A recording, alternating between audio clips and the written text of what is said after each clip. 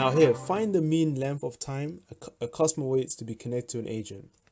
Now, because we're using the cumulative distribution function, the general equation for the mean or the expected value, same thing, is like this. It's always 1 minus the cumulative distribution function. And you just take the limits wherever they are, from 0 to 5. So that's it.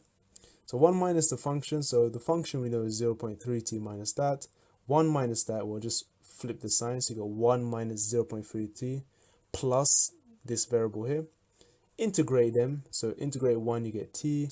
Integrate 0.3t, you get 0.3t squared over 2.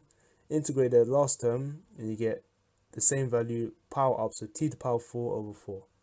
Plug, and then you just plug in your values. For t is equals to 5, and then t equals 0. Subtract them from each other, and here you go. Easy. However, the usual method you probably expected me to use, or you're used to using, is the one below. This one works too. The only problem is that you'd have to differentiate this equation first, then multiply by t.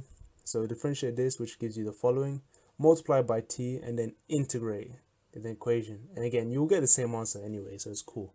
But if you got a cumulative distribution, consider using this formula just to save a bit extra time. But yeah, guys, that's really number 5 in a nutshell. Easy stuff. So yeah, so as I was saying before, if you find these videos helpful, let me know.